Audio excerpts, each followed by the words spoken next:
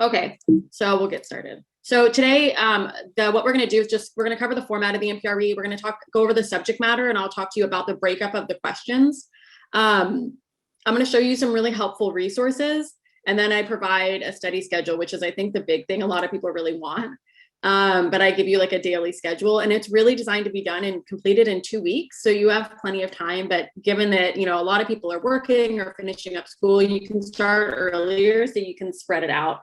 And if you guys want, I can actually take my 2-week schedule and I can spread it out starting like this Monday so that you can do it over, the 3.5 weeks or whatever it is. So I'm happy to do that to make that a little bit easier for you all. And I'll do that today and post it to to where I have my free courses. And we're going to go over just some common MPRE traps as well. I'm not going to do, I usually in workshops, I go over questions and stuff. I'm not going to do that today, but if you want, like in another 1.5 weeks, 2 weeks, when you guys are like in the thick of it, I'm happy to do a session where we're just digging in and going over MPRE questions.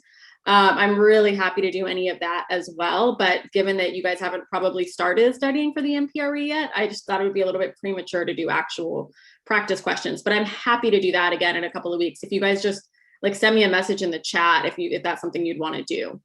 I'm happy to do that because I love doing multiple choice questions.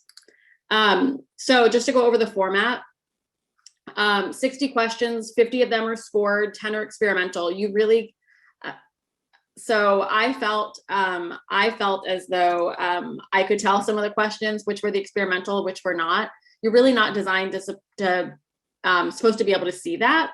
But when I took it, it felt like there were a lot more questions about judicial conduct than I had ever expected. So I'll talk to you about the breakdown.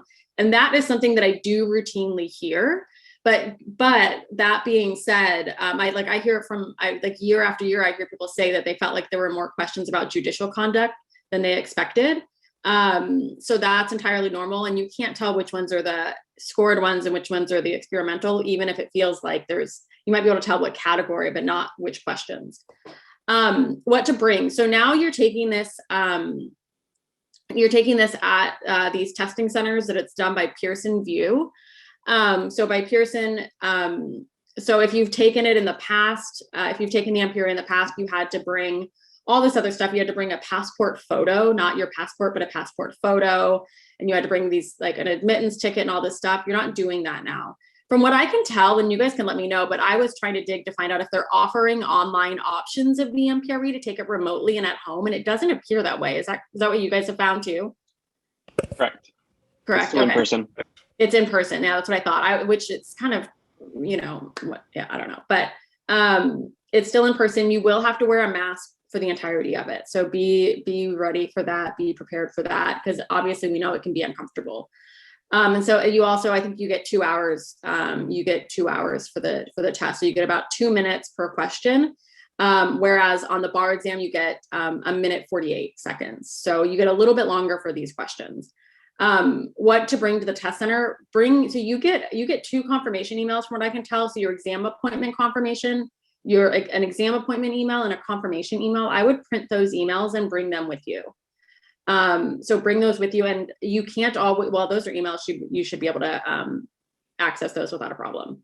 And you have to bring 2 different IDs. So your primary ID, like a driver's license, something like that, you have to make sure it has your first and your last name that matches what you registered for, a recent recognizable photo, and a signature. So the signature is the key piece. You want to make sure that it has a signature. They're going to do when you sign in, they're actually going to check your signature. So like you do at the DMV, how you have to sign in one of those little things, the little pad, they're going to actually have you sign in. So make sure that it has that. And then you have to have a secondary ID as well. So that you can have either like a credit card or a school ID or some other alternate ID. I think probably a passport will do. But it has to have either your first and your last name and your signature. So like a credit card, or first and last name and a photo. So like if you have a school ID, if you have a passport, etc. COVID-19 issue, you got to wear a mask. Generally speaking, you want to be there at least 30 minutes early. So just make sure that you are there and like ready to go at least 30 minutes early as well. So just be sure of that. Make sure you know where you're going. Make sure that you know where you're going. If you've never been there, like I thought it's helpful too to like just drive over, make sure you know like where you're going to park, etc. Just so on the day of, you're not stressed about any of that. There is a link in here, but I also put a link to it in the workshop, like my free course page. Let me open, oops, let me do a new share. Let me show you.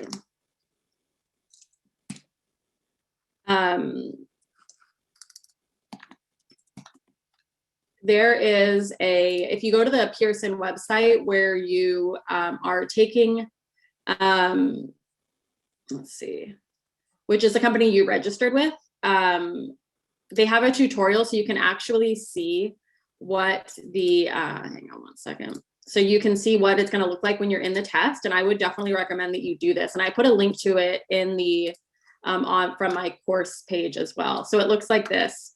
So you can actually see what it's going to look like. You can essentially test it out. It shows you how, all of the things that you can do to flag a question for review, ending the exam, etc. Shortcuts like Alt-N, Alt-P to navigate. So they have a whole tutorial. It shows you what it's all going to look like. So I would just suggest you go through this, that you go through this whole process and test it out so that you're very familiar with it. And it does that. And just so you know if there is an issue at all when you're actually in the exam. So let's see. And it'll show you your questions if you've answered everything, just all of this stuff. Walk through this tutorial. They also have on this website photos of, so you can see what you should expect when you're in the test center.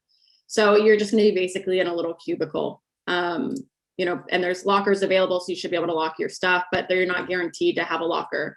So just make sure that you're familiar with, you go, and I have links to both of these along with links to like practice questions and materials. So these are all in the course page. I just wanted to show you that.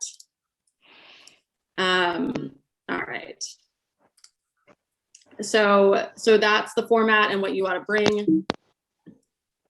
There's a subject matter outline. This you can find, and I have a link to it in the course page. I'm not actually allowed, I would just email it to you, but I'm actually not allowed to do that. I put the link and then you have to go to the website for the NCBE. But on the NCBE website, they have just a PDF of a document that has a subject matter outline that tells you the categories. Actually, let me just open it. They have the categories of what's tested and what's included within each category. So it looks like this. It looks like this. So all the different major categories, regulation of the legal profession, and what percentage of questions will be on that, within that subject, and what it includes. It's important, I think, to look at this and keep this in mind, because what is covered under regulation of the legal profession may not be intuitive. I always find their outlines for the MPRE and for the MBE to be a little surprising and not make entire logistical sense. Like if I were putting an outline together, I would put it together in different ways. So it's helpful to look at this so that you know what the NCBE who puts on the MPRE, what they think falls into these different categories, and that you know all of the relevant rules. So it's just a single page. So regulation of the legal profession, and then they tell you here what is covered. So there's 6 to 12% of the questions are going to be out of these categories. Out of the 60 questions will be in these categories. Attorney-client relationship, this is one of the bigger categories, 10 to 16%, where there's the heaviest emphasis, which makes sense because it's where most issues lie and where there are the most issues with attorneys practicing law. So it's with the attorney-client relationship and conflicts of interest, which is when it comes to the bar exam, that is the most commonly tested issue by far. So what all is included here? So you definitely want to be familiar with this outline and use it. But you do need to, and I have links, you'll want to go and print this off and just, be very familiar with it. There's also, they have another document that I put the link to for keywords and phrases. So especially there's a lot of foreign attorneys that take the, that take the bar and become licensed. So if that's you, it's helpful just to read this, just to know what they mean by a particular term. And when they use things interchangeably, like lawyer-client relationship, client-lawyer, like there's no difference there. Subject to criminal liability and subject to civil liability. These questions are asked in the call of the question, and you want to know what that means. And subject to disqualification, litigation, sanction, etc. Like those are terms of art for this particular test and in practice. So you definitely want to just be familiar with these terms and what they use, what terms they use interchangeably. So I would definitely print this out, read through it. There's also 10 sample questions. I will also make available a bunch more questions for free that you can download. It'll probably take me a few days to get them up there, but I will make more questions available for you all, and I'll put them in the free course website with answers, and I will go through and answer all of these questions for all of you as well in a second workshop where we're going over particular questions. But there's some sample questions here. So just to make you aware of what the different materials that are available to you are and what to sort of do with them. All right, let me switch back. Oh yeah, there's a couple of questions. No, yeah, the MPRE is not the same as the PR outline. It's not. The rules that are tested are the ABA rules of professional conduct, which I'll have the link to that as well. And then also the rules regarding judicial conduct. So I'll put the link, it's just those, it's not California specific. So it's definitely not California specific. All right, let me go. But I list the categories on here as well. So some common MPRE traps. So some really common MPRE traps are, give me 1 second.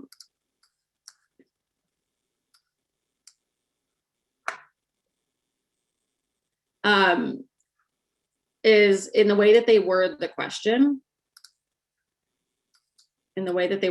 So it'll say something regarding the lawyer's conduct, though questionable, has not prejudiced the client. So it's a really common trap for the MPRE, for the examiners to claim that the lawyer's conduct has not prejudiced the client. But that just because a client has not been prejudiced does not mean the attorney has not violated a rule. So don't conflate those terms. Prejudicing the client doesn't always matter. It's still, you can still manage to not prejudice your client and violate a rule at the same time. So where prejudicing the client really comes into play is in an ineffective assistance of counsel claim, right? So but that's a different issue. That's a completely different issue. If they so just don't fall for that trap. So a rule of thumb regarding attorney's fees is just that less is typically better than more. And make sure too, especially for those of you that know the California rules specifically, which I'm guessing is quite a few of you, as I know a lot of you, that the ABA's rules are a little bit tighter. California has some more lenient billing rules. So a really high attorney fee may not always be unreasonable, but there must be some specific factors that warrant it. So giving up other cases might warrant you charging a higher fee to this particular client. If it's some sort of last minute trial prep, that can give rise to a higher fee that renders a fee more reasonable. If I have very specific expertise, that can warrant my fee being higher or it being viewed as being a reasonable fee. So those are bases, and you want to have facts that would give rise to that if it seems like a really high fee. But if there is some special circumstance that renders it reasonable, you want to look for that.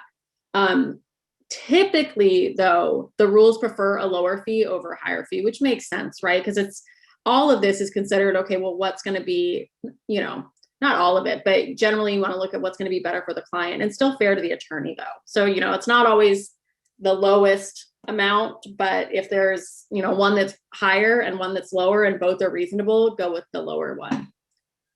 So the third point here, so if a client insists on a course of conduct, generally the lawyer cannot use that as a defense to violating your ethical rules. And this seems obvious, but it can be a little hard sometimes. Like if your client's really pushing you on something in a fact pattern, that obviously is not a defense to violating the ethical rules. So a client's insistent, remember that a client's insistent generally mean, unless it comes to settlement of a case, like if a client says, yes, I want to accept that, and the attorney doesn't want it, like there are some things within the client's control and within the attorney's control.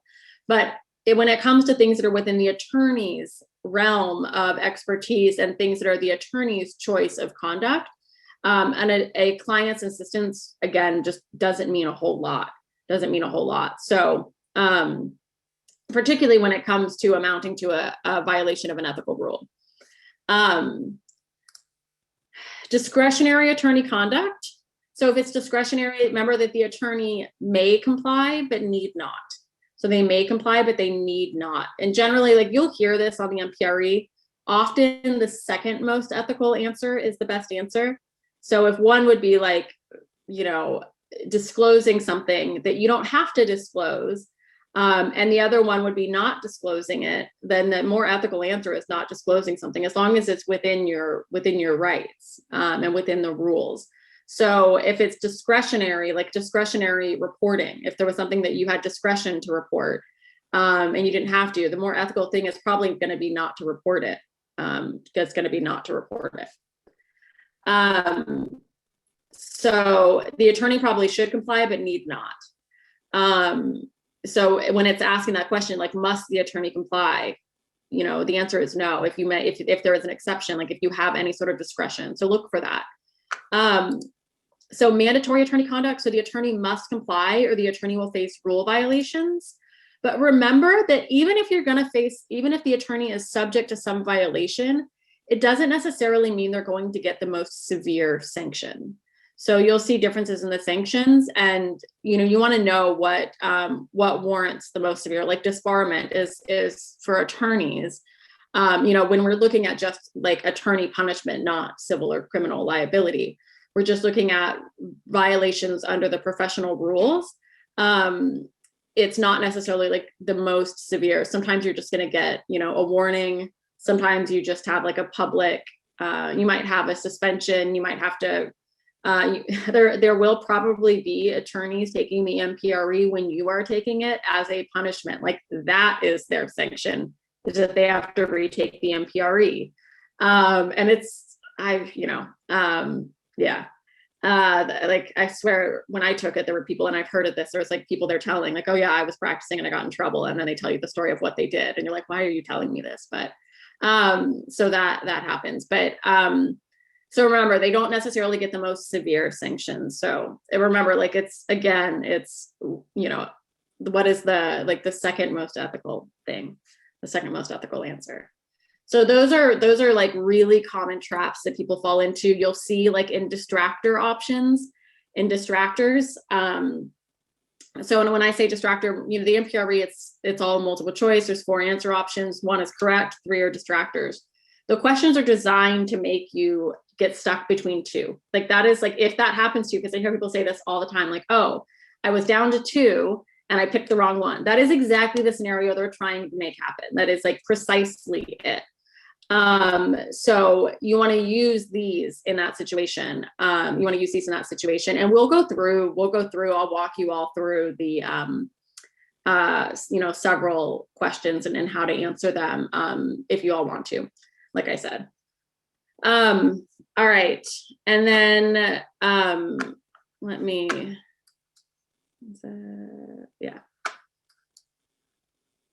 share, study schedule.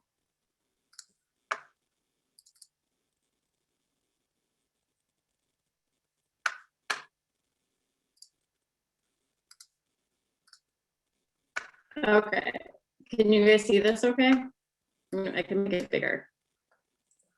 Is that good? Okay. So this is a study schedule. It doesn't have dates so that you can date it. You can go on the website, you can print it out. Let me walk you through it a bit. So I don't have one of these yet. I will make one, but there are, I'm sure you all know, and I hate to send you all to like other bar prep people, but whatever. There's people make videos explaining and like lecturing on the MPRE, right? And there are videos out there that just give you a summary of the law. You can do that, and there's like a thing where you like fill in the blanks, and you know, it's so boring to listen to. Like it is like, I mean, I still remember, and this was like 10 years ago, like how bored I was, and like I kept having to pause it, and I think my friend and I did it together, and like I swear we grabbed a drink in the middle. We were like, this is so awful.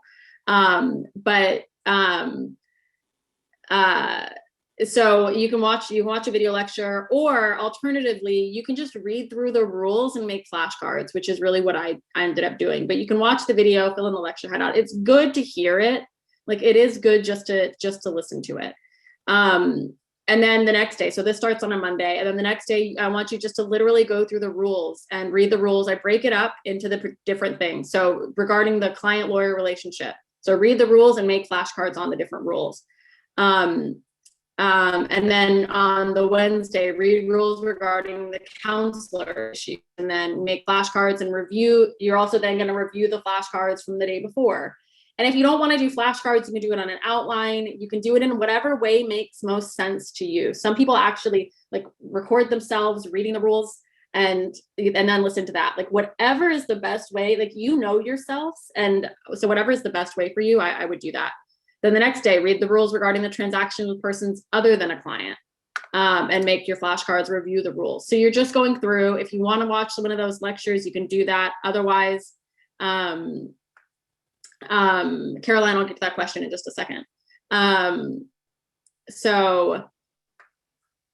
All right, but read the rules, make the flashcards. This is for, I was in law school when I did all of this in a week, but I've spread it out over 2 weeks, and I will make a schedule spreading it out over, 3 weeks? So I'll spread it out even a little bit more. This is probably an hour to an hour and a half a day. It's not a whole lot, other than the days when you're taking practice exams. Then those are going to take a little bit more time. And so those days where you have a practice exam, I would give yourself like 3 hours those days. So you just want to practice accordingly. But essentially, if you want to watch one of those lectures, do that, fill in the handout. Those are all free. They're free. You can find them. It's really, but they are like pretty terrible to sit through. But then read the rules, make the flashcards. So I break it up to make it really manageable. And the key, and like, this is true, like for like when you're in bar prep too, like I have all my bar prep students do this for, is you're reading and understanding rules one day, and then you're going back and you're reviewing them the next day. That's going to make you forget them at a slower pace. So that's going to maximize and help your memorization. So I'll spread this all out and make it, because there's a particular formula for which I have you review. So I have you review at specific intervals, so because it actually maximizes your memorization. So I'll spread it out and make it so that it's easier for those of you that are working full time. Generally speaking, the rule of thumb is you need about 2 weeks to prep for the MPRE, and that's it. Assuming you've taken PR and you're comfortable with it, assuming that. If you feel as though there are some gaps in your knowledge, you're going to want to take a little bit more time. That's why I did this on today, so that it gives people a little bit more time. But you want to, the important thing is, and if you know that there's areas that you're weaker in, if you have, if you have questions, if there are particular points of law that are a little bit tougher for you, that maybe you feel like you don't have a great grasp on, you want to give yourself a little bit more time. Generally speaking, though, I don't think you really need more than, other than a test day, which is, I can highlight. So it's here, and there's 4. So it's really in this last week. Then other than those test days, it's like an hour and a half, 2 hours a day at most. So it's the review and then quizzing yourself, And so you do a lot of in-depth review at first and just rule memorization. And then if you want to watch the lecture again, I have you watch the lecture again, and then you take a practice test. The first test I have you take, you do it untimed. And after, with the first and second and third tests, you can check after every 5 questions, check to see how you're doing. So that's okay. On the last one, I want you to really take it under timed conditions on the last one. So, but but you're going to take a test and then the next day you review it, and then take the test and the next day you review it. So towards the end, you're just doing lots and lots of practice. When you are doing MBE questions, and I'll actually post this as well. I have a process which is called journaling, and I do this for the MBE for people taking the bar exam too. What I have you do is I have you go through and answer questions. Like on the first one, you do it untimed. And you say, okay, if you know C is the correct answer, before you know which answer is correct, you eliminate 3 answer options, and you have to write down, like journal, why you are eliminating, like why is A incorrect? A is incorrect because it misstates the law, because like what's the error in it? And then B is incorrect because this applies to potential conflicts of interest. And here there is an actual conflict of interest because fact, and you explain why. So you're actually getting really deep into the nitty-gritty. Every single practice question gives you an opportunity to really review several points of law, and you want to look at them that way. So really walking through, and I'm happy to walk you through one of them of how I would go through and analyze some of these MPRE questions that you all have to pull up the practice questions as well. So you want to go through each one, and then when you check to see if your answers are correct, then you say, okay, basically what you're doing is you're writing the answer explanations as you go, and then you compare what you wrote to the actual answer explanation. And then it tells you, like if you're not able to explain why an answer choice is incorrect, then it tells you that there's maybe something about that rule of law that you don't know well enough, or there's something about the facts that you didn't quite understand the significance of. So you really want to go through every single question and answer and understand why the incorrect ones are incorrect and why the correct ones are correct. And when you're doing that, it gives you an incredibly in-depth understanding of each of the rules. And doing that takes a little bit more time. It definitely takes a bit more time, but you get faster, you get better faster. So, and the quality of review is incredibly, incredibly high. So, yeah. So this is designed for 2 weeks, the MPRE, which is I think it's on the 30th, you guys have here. But again, like I said, I'll spread this out, just because, we have a little bit more time. So I'll spread that out for you all and post it as well. Do you want to see, oh, Caroline, I'll go ahead and post some of the practice tests. I'll make all the practice tests available to you in my free course website. They're available from the NCBE, but like I get them and license them, and I'll give them to you guys for free.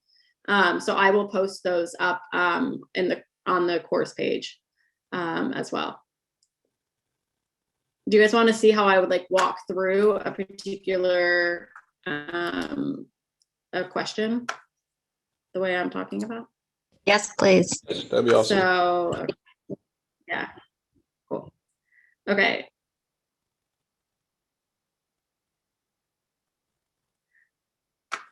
All right. So here, an attorney is representing a nonprofit. Well, first of all, every time you're doing an MBE question or an MPRE question, sorry, I'm going to say MBE because I'm used to the bar exam. The first thing you want to do is you want to check the call of the question. You want to check the call. So is the attorney subject to discipline for his conduct in this representation? So the question is just about discipline, period, right? So here we have an attorney who is representing a nonprofit organization in merger negotiations with another nonprofit entity. Okay, every time I read, I'm saying, okay, what's significant about this fact? So one nonprofit and I'm negotiating with the other. So during a review of the client organization's financial records, the attorney discovered that the organization had engaged in activities that jeopardized its nonprofit status. So I noticed something that's incredibly important. The attorney reasonably concluded that the organization's failure to report these activities to the other nonprofit would constitute a fraud. So he decides that they would constitute a fraud, he or she. And so then there's a question of, if the attorney doesn't report it, is the attorney engaging in something that would also constitute a crime fraud? So the attorney had not represented the organization at the time of the activities, so didn't represent them at the time, so wasn't engaged in that wrongful conduct. But that doesn't mean, not reporting it here would save him from violating the rules. and had not made any false representations to the other nonprofit entity during the negotiation. So hasn't done anything wrong, but discovers this thing. The attorney met with the organization's board of directors and informed it that he would withdraw from representing the organization in the merger negotiations unless it disclosed to the other nonprofit entity the activities that jeopardize the organization's nonprofit status. So the attorney says, I am going to withdraw unless you do this other thing, right? And remember that an attorney may withdraw if an attorney can withdraw if engaging in the conduct would constitute perpetuating a crime, fraud, right?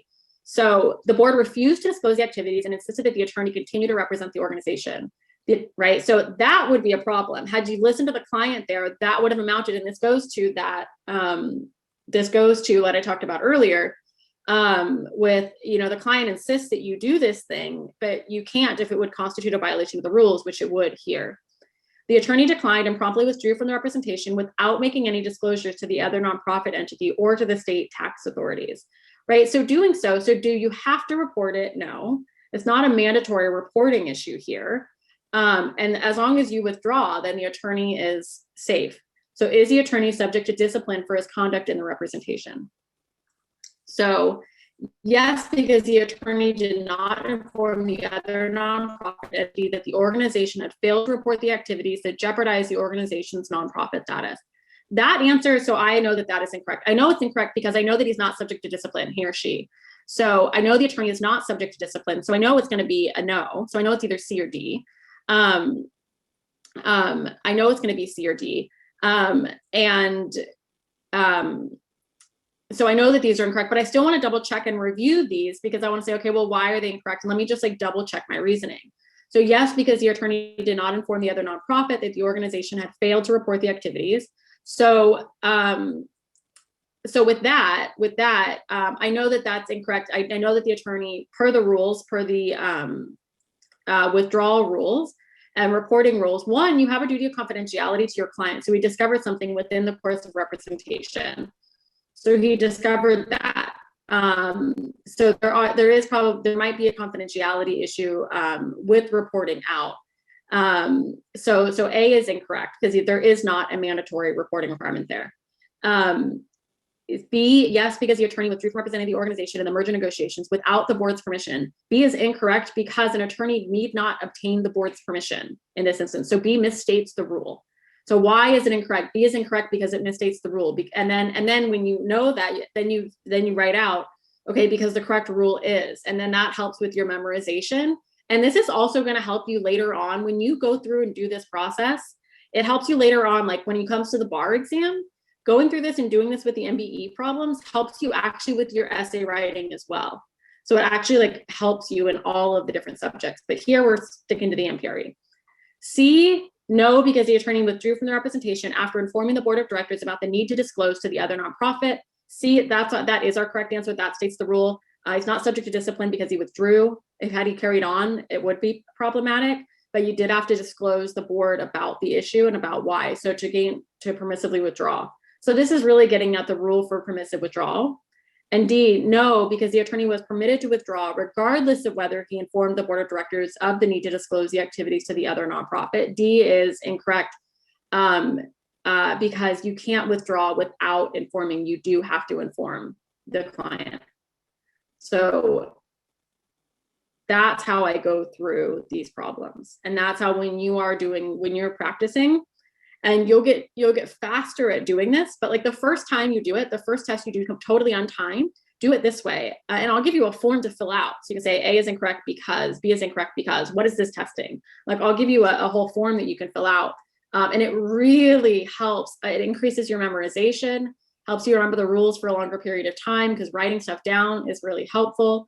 And it lets you hit several different points of law within one question. So anyways, so there's 10 sample questions here. The answers are at the end. C is the correct answer for the first one. But and then I'll make sure that the practice tests are available to you all in the free workshop course page as well. Yeah, so any questions? That's it. Just a quick little workshop on the MPRE. Not like my bar workshops that I know a bunch of you have been to that are much longer. I'll stop sharing. Any questions? I do. I just want to ask, when you mention MBE questions, you all means MPRE, right? Or this is a different set of questions? The MBE are the ones on the bar exam. The same entity writes those. So yeah, and they're the same style of questions. So that means the MBE has a whole set of questions for MPRE, or that's totally different thing? We have questions for the MPRE. We do have, yeah, and I'll post all of them for you. Okay, thank you. Yeah.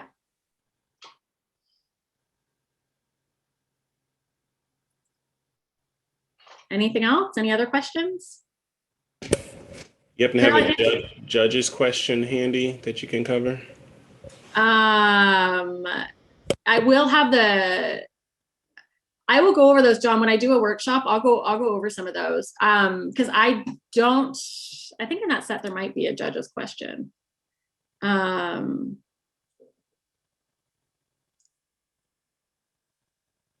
Let's see, but I don't, I will go over those. I'll do another one. So if you want to do that, John, I'll make sure we cover some of those. Yeah, and the link that I posted earlier is where you'll get the, like, you can register for the free workshop, and like this recording will be there. The handouts I showed you in this will all be there. And then I'll post a bunch of the sample tests that you can do as well. I'll post those. Yeah, so everything is just in that spot. And I also, for those of you that are going to be taking the bar exam soon, I have other free workshops there. I have like a newsletter where like I have a bunch of stuff there, a bunch of free stuff, and then we have like courses and stuff too. But yeah, a bunch of good resources. And I have, you'll find out too. Yeah, oh yeah, Michael, I definitely will. You mean for the MPRE, Michael? Yeah, I'll do another one of these sessions. I'll probably do one of those lectures of like, all right, here's a lecture on like the main, hitting all the main points for the MPRE as well, but just not quite yet. Anything else? Any other questions? All right. Well, have a good day, everybody. Good luck studying. If you guys need anything, if you have any questions, always feel free to reach out. Let me know. I'm doing a bunch of other like workshops going over points of law for the bar. I'm going to do those coming up. So if anybody's taking the July bar and you want to join those,